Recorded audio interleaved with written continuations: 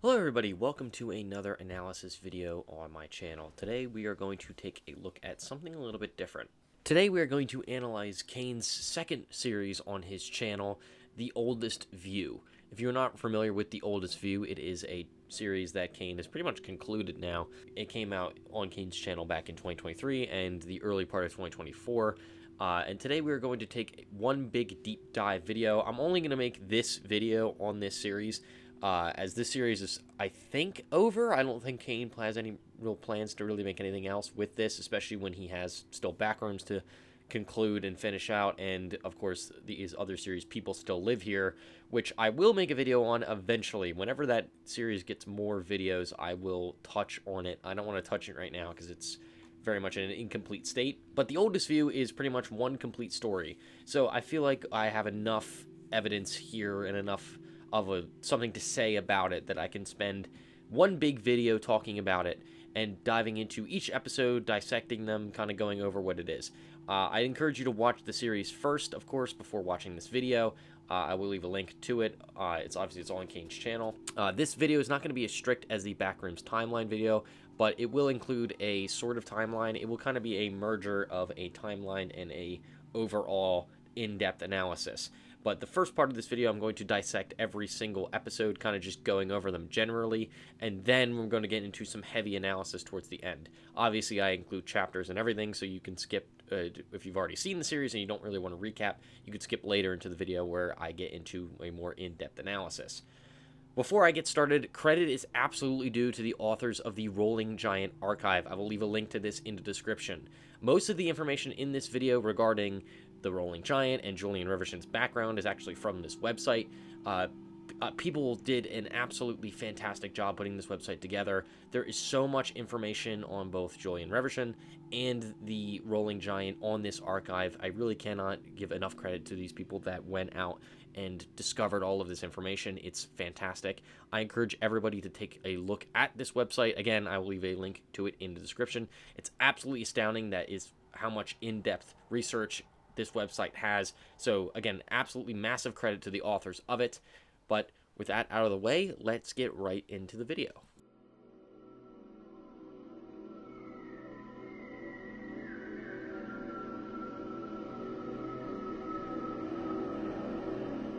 Julian Riverson was born on August 3rd, 1837, in Demoz, France. When Riverson was 19, he and his father immigrated to the United States to join a utopian-like colony called La Reunion in Dallas County, Texas. By the time the two arrived in 1856, La Reunion was already in decline. Very poor weather, famine, and lack of experience of farm workers on the colony had left the community in shambles. La Reunion dissolved the next year in 1857. After this, the Reversons settled at a nearby farm, which later became known as the Rose Cottage. It was there where Julian had returned to botanical studies, which is something he was very interested in as a boy in France. On July 24th, 1864, Julian Reverson was married to Marie Henry.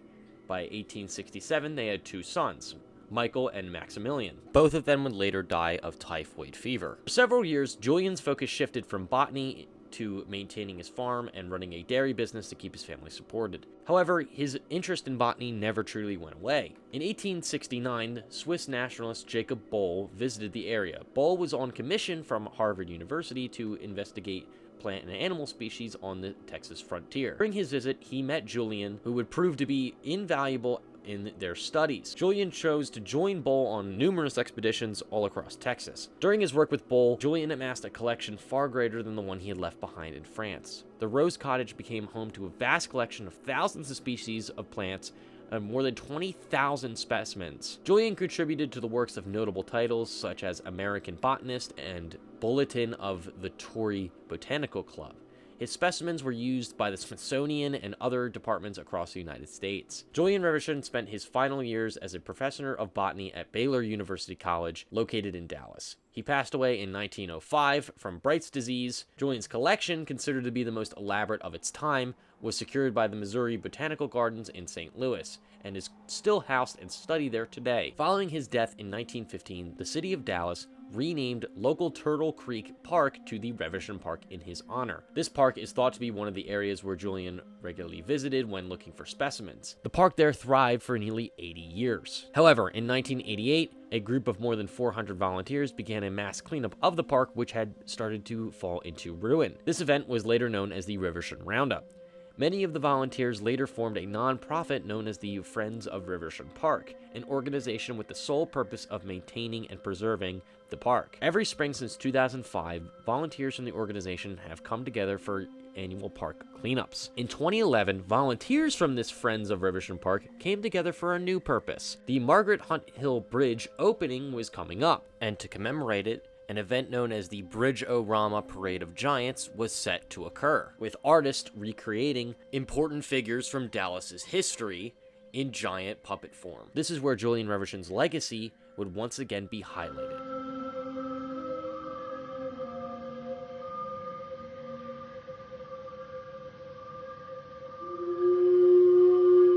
Among the figures chosen to recreate to commemorate the opening of the Margaret Hunt Hill Bridge at the Bridge-O-Rama event was Julian Reverson. Julian would be recreated as the Reverson Giant. Created by artist Kevin Obregon, construction of the giant began on January 31st, 2012. This is what we see in the very first episode of The Oldest View. The episode called Renewal begins with a grayed-out Julian Reverson studying plants and sitting by a river while thunder is heard before cutting to the construction of the giant. The song that plays in the background of this video, When the Swallows Homeward Fly, is about the changing of the seasons and passing of time, something that will become very important as we go on. Construction of the giant was finished in March of 2012 and gave the world the first look at the Reverson Giant. The giant is based off the very few pictures of Julian Reverson that actually exist. The giant's hands are made out of flowers to symbolize Julian's life as a botanist. The Reverson Giant would become the face of the Bridge-O-Rama event, and the image of this giant would become so impactful that it would soon find a new home in the city of Dallas.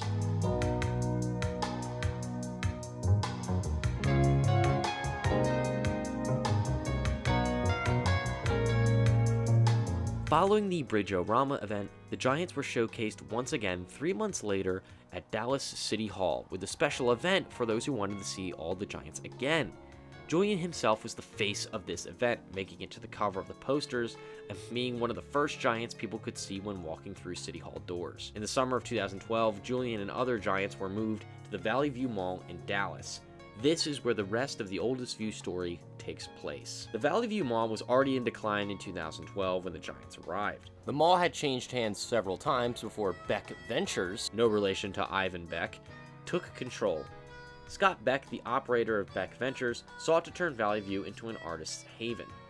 Under Beck's leadership, the art gallery at Midtown was established and was the subject of various art walks at the mall. This is where many of the pictures of the Reverson Giant come from. These art walks were incredibly popular and helped boost the notoriety of several Dallas-based artists. Eventually, like most malls, the late 2010s were not kind to the Valley View Mall.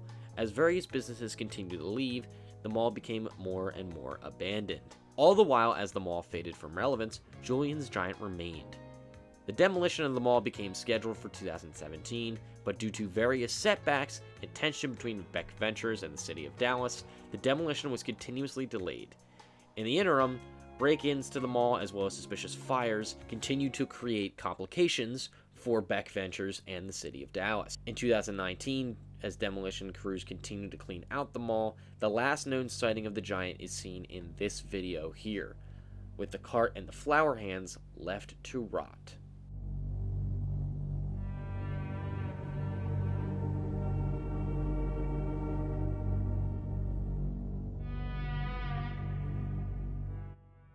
In May of 2023, a young wannabe YouTuber named Wyatt discovers a large hole under an oak tree in a field. As Wyatt descends the staircase, he remarks about a few details. He's unsure if anyone else knows about the staircase that he's found, and he notes that this area is absolutely on private property. He also notes that it has rained in the last few days before his descent. There is no noticeable water on the staircase at all. As Wyatt reaches the bottom of the staircase, he remarks that it smells like freshly cut grass at the bottom. After opening the door and passing through a very decayed room, Wyatt enters what looks like a giant shopping mall. He goes to the glass and looks out at the rest of the mall before the video ends. At the very beginning of this video, the oldest view beneath the earth, we are once again greeted to the forest from Renewal, and we can hear the sound of what sounds like a cart being rolled. In the days following, Wyatt borrows trail cameras from his old botany professor. Formerly, Wyatt mentions he was a botany major, but switched to business. Wyatt continues to monitor the hole with these trail cameras, but sees no one interact with it or visit it. Nor does he see the hole change at all. The only thing that changes in this entire time is a light that goes out at the top of the staircase. Wyatt returns to the hole on May 23rd, 2023, and begins to descend the staircase again. Before he begins to descend, you could see ribbons behind the back of the tree. These are the same ribbons that are seen behind the rolling giant. This time, he actually enters the mall and begins to explore. Eventually, he discovers the Gallery at Midtown signs and Studio Obregon. He also discovers the advertisement advertising the return of the Giants from the Bridge-O-Rama event. As he does this, he turns and sees the rolling giant standing before him. Oh my gosh! As soon as this happens, the mall suddenly comes back to life. This scares Wyatt enough that he goes to flee. Returning to the store he entered from, he discovers that the staircase has collapsed, leaving him trapped. Carefully, Wyatt heads back out into the mall in search of an escape. As he explores more, he loops back around to the area where he discovered the giant and notices that he's gone. Then, after investigating the food court once again, he sees the giant standing across the mall in an entirely new place. Thunder can be heard, and the lights begin to flicker on and off.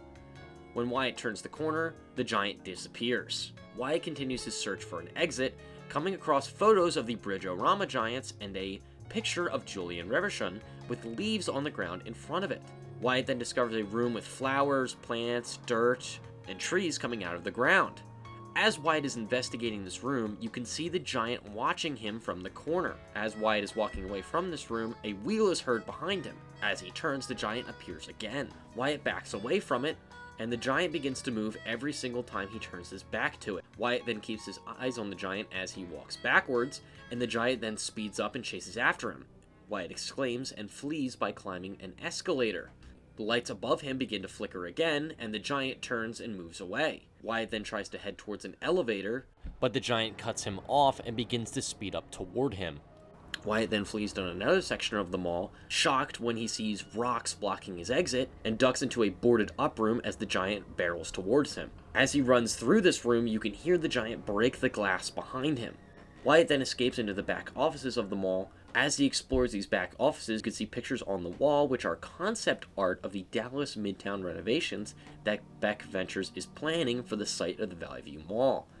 There is also a picture on the wall that is the cover art to Kane's song You Are Not Supposed to Be Here from the album It's All Happening. While this song and album are not canon to the story of The Oldest View, as far as I know, Wyatt can be heard listening to the song Gone Forever on his drive to the hole earlier in this video. This picture is probably just an Easter egg and a reference to that album, as well as the song's title being relevant to Wyatt's current situation. As Wyatt is investigating the mall's blueprints for an escape route, you can see the giant's ribbons on the cubicle next to him. Giant is still watching Wyatt's movements. The document Wyatt looks at when looking for an emergency exit also contains an Easter egg. The numbers are the dates that La Reunion existed, Julian's birth and death, and the other set of numbers are the dates the mall opened and then was destroyed. Wyatt discovers that there is an exit at the AMC level and continues out into the mall.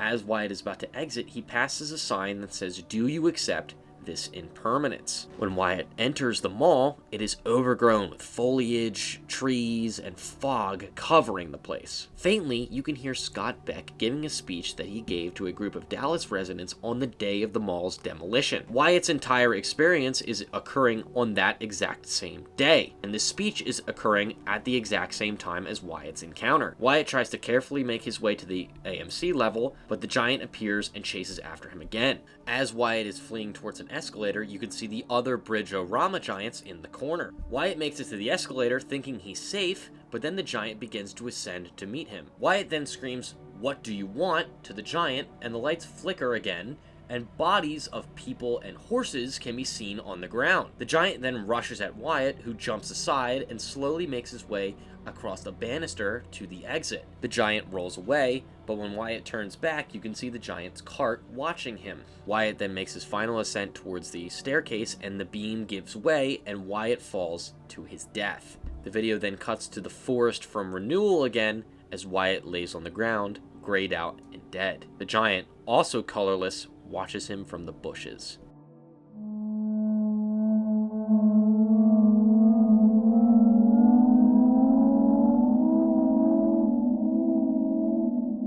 The next video, The Oldest You Dispersal, picks up where the last one left off. It opens on a shot of the overgrown door. You can hear the ending of the last video occurring as you hear the music of the mall and Wyatt scream. The overgrown door then opens after Wyatt's death, and light shines into a dark room. We then cut to the speech Scott Beck gives to the Dallas residents after the demolition of the mall has concluded. We then see the giant's ribbons overlaid on the sky, as well as a light shine on the giant's face. It then cuts back to the events of the last video, where instead of Wyatt falling, the banister does not collapse and he makes it out. Wyatt then runs back to his car, and this message appears on the screen. Anatomically, humans have existed for 300,000 years. Recorded history accounts for roughly 1.6% of this time. Wyatt then gets in his car, pulls up his maps, before the video cuts to a POV of the rolling giant, where you can hear the noise of his wheels. So I know that is all a lot to take in, but now in this chapter, let's break down what I believe the series is really saying.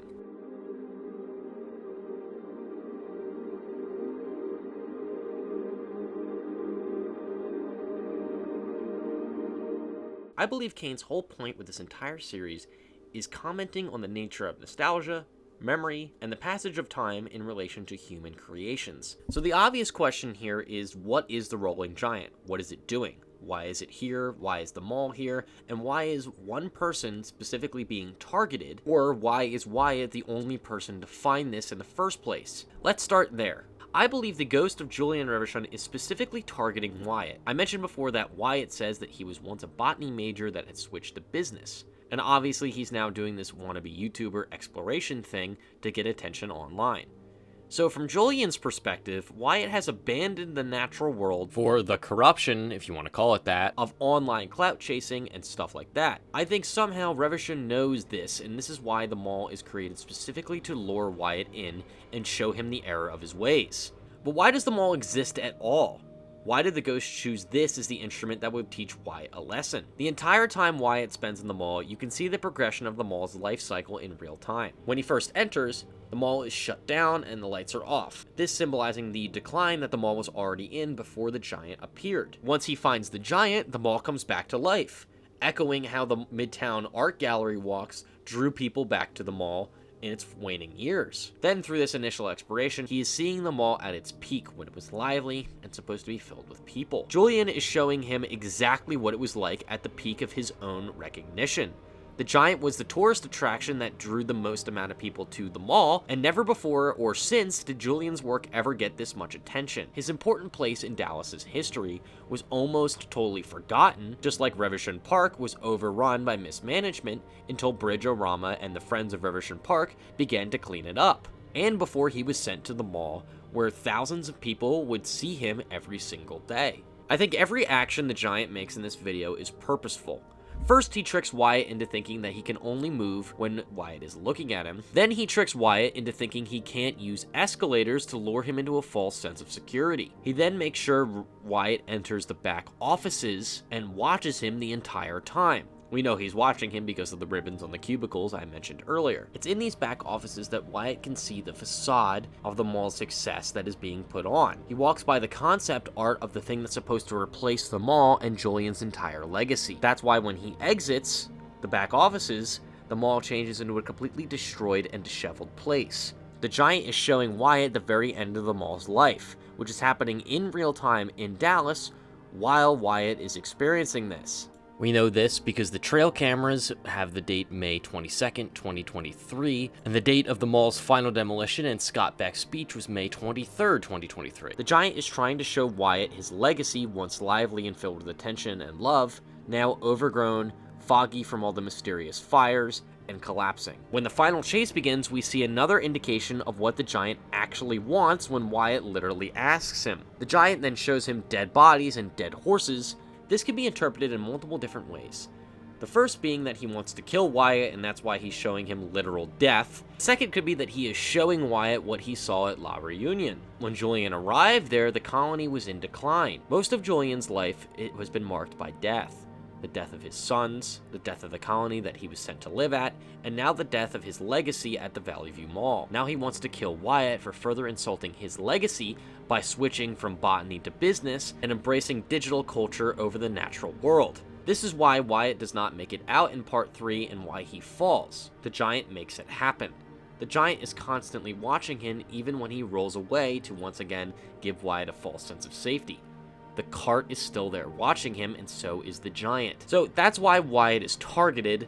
What about all the other details? Why is there thunder when lights flicker, and what's going on with all the nature imagery? Obviously, the nature imagery and the plant imagery refers to Julian's life as a botanist. This is further emphasized by the forest we see in Renewal. In that first episode, we see a grayed out Julian Reversion in the same manner that we see Wyatt's body and the Giant at the end of part 3. I believe that this forest is the afterlife, or at least Julian's own personal afterlife. The emphasis on botany in Julian's life is obviously why Wyatt smells freshly cut grass when he is about to enter the mall in the first place, and why there are flowers on the ground in front of Julian's portrait. Let's talk about the very last episode. Dispersal. What we see in Dispersal is the Giant kind of reversing time. Wyatt definitely still dies in part 3, and the ending of part 3 absolutely happens. In fact, Kane said that it was not a total retcon. But I just think that the Giant reverses the course of what happened. I think the reason he does this is because he realizes that through Wyatt exposing what he found in part 3, by allowing Wyatt to upload his video or tell people about his experience, Julian's legacy will continue in a way that it wouldn't have if Wyatt died. Kane once mentioned that we were living in part 4 of the series before Dispersal was released. And what happened in the real world after he posted The Rolling Giant Part 3? Thousands, if not millions of people learned of Julian's story through researching it from that video. And in a way, Julian's story was dispersed. I think that's why we see the light shine on the Rolling Giant's face during Dispersal. There's now attention on him thanks to what Wyatt will uncover. But what do I mean when I say that the oldest view is about impermanence? There's another video I have not mentioned yet. It's called Life of a Giant, and showcases a bunch of pictures of the Rolling Giant through the ages of its creation, the Bridge-O-Rama event, and the mall's life cycle. At the end of the video, we then see a monolith that looks incredibly similar to the escalators in the mall. Now, this whole Life of a Giant video is incredibly sad, as it basically showcases the Giant's entire life and its eventual death at the hands of the demolition of the mall. This plays directly into the themes of impermanence, as we see Julian's legacy getting a highlight at the mall from thousands of people, only to be carelessly tossed aside and discarded during the demolition of the mall. This monolith at the end of the Life of a Giant video relates to the score for Dispersal, Jebel Irhoud. Jebel Irhoud is a historical monument and dig site in Morocco. This part of the story is what's commenting on the impermanence of human expansion and human creations and human history. I think this is why we get this text in Dispersal. This story is not just about Julian Reversion and his legacy, it's also about what we as human beings throughout the ages record, remember, and what we create monuments to, whether they're old historical sites like Jebel Irhoud, or shopping malls like Valley View. People have been creating monuments and remembering legacies forever, even if they're not recorded in history. Jebel Irhoud is famous for housing some of the oldest known human fossils dating back 300,000 years. People that were biologically exactly like us, whose legacies have been forgotten, and whose monuments have crumbled. Just like our monuments in our modern society, i.e. shopping malls, have also crumbled. Julian's legacy nearly slips away, but thanks to Wyatt sharing his experience and the Giant sparing him, Julian and the Rolling Giant story will continue to be told. Another musical track that kind of comments on this idea is the track Recidivism. This plays when Wyatt is exploring the back offices. I think the name of this track has two possible explanations. The first is, of course, Wyatt is continuing to search for an exit when that's impossible and the giant will not let him leave in this video, therefore engaging in recidivism. But I also think it's a hint towards the main theme of the series.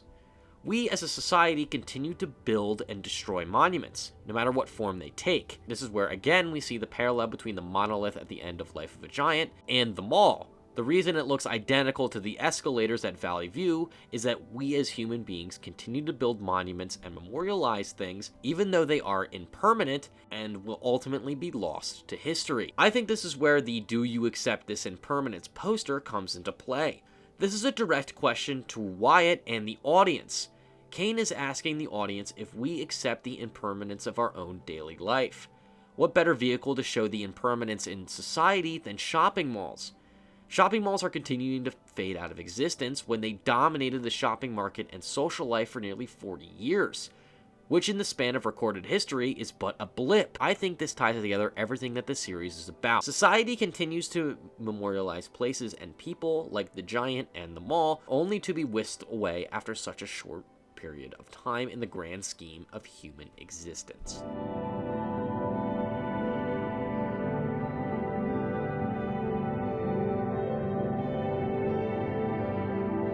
In summation, I think impermanence is the main theme that Kane is trying to go for here, and is using Julian as the giant for the vehicle for that whole idea.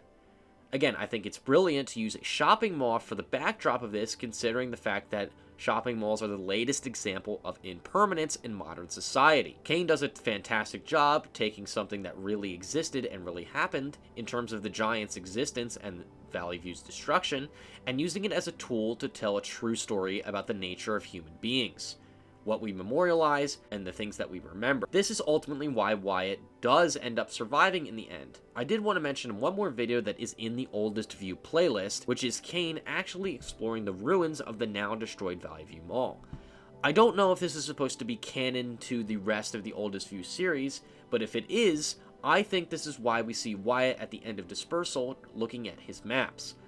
If this is canon, I believe this is actually Wyatt going to Valley View and exploring the ruins. This would show that he actually did get some enlightenment out of this whole experience, and that the giant sparing him was not for nothing.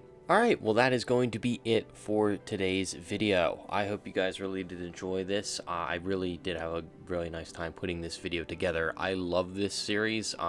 I think it is right up there with Backrooms in terms of being well made. I still think that The Oldest View Part 3, The Rolling Giant, is one of the best things that Kane has ever made. It's up there with Found Footage 3 and the movie for me. So I really hope you guys did enjoy my interpretation of The Oldest View. I don't think any of this is really considered to be like fact.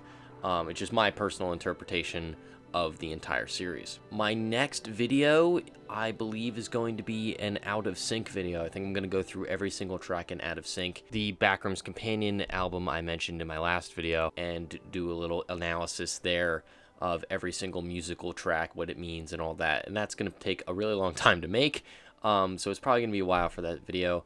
But thank you guys so much for all the support on everything else I've been doing, and I will see you guys in the next one. Thanks so much.